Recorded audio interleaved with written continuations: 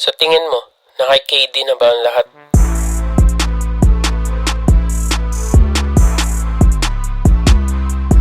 Halos 2 seasons matapos ang kanilang finals loss against the Milwaukee Bucks, hindi nagpakampante ang Phoenix Suns sa kanilang roster. Na-eliminate din sila ni Luka Doncic sa second round the season prior. Sa current season naman, si Booker at CP3 ay humarap na naman sa injuries.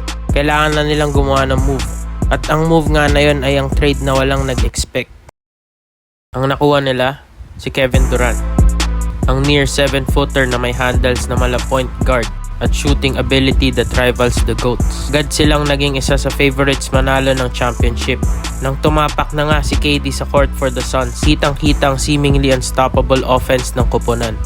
Natapos nila ang season as the 4th seed in the conference. Ine-expect na ng karamihan at this point na sila ang team to beat in the West. At sa first round nga, pinakita ng koponan ng firepower nila against the LA Clippers. Paano mo nga naman i-guard ang tandem ni Booker and KD who can both shoot from anywhere at any time? Madali nilang tinapos ang round 1 with the record of 4-1. Naging mainit naman ang laban sa round 2 against the Denver Nuggets. Kinuha agad ng Nuggets ang first 2 games of the series. At sa kasamaang palad na injure si Chris Paul sa Game 2. Sa Game 3, without CP3, the Suns managed to get the win dahil sa otherworldly performance ni KD at ni Booker na umiscore ng 39 points and 47 points respectively. Natay din ng Suns ang series 2-2 matapos nilang manalo by 5 points sa Game 4. Sa sumunod na dalawang games, lumalabas na nga ang weakness ng Suns. Aside from the duo of KD and Booker, wala nang ibang player na nag-step up. Natapos ang season ng Suns sa Game 6 of the second round.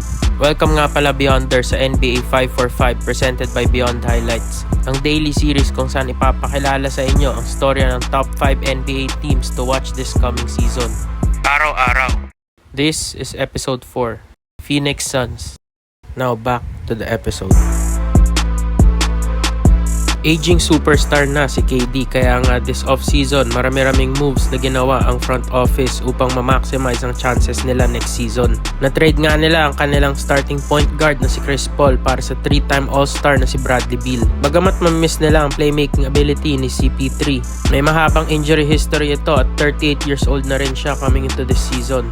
Si Bradley Beal naman on the other hand ay isang gifted scorer na nag-average ng 27.1 points per game in the last 4 seasons while also developing as an excellent secondary playmaker kasama ni Kyle Kuzma. Siya rin ay 30 years old pa lamang at may 3 years pa in his current contract with a player option for a 4th. Bukod pa doon, pinalalim din ng Suns ang kanilang roster with the 3-team trade kung saan nabitawan nila ang malaking contract ni DeAndre Ayton para sa mga good role players. Nakuha rin nila ang starting center na si Jusuf Nurkic na nag-average ng near double-double last season.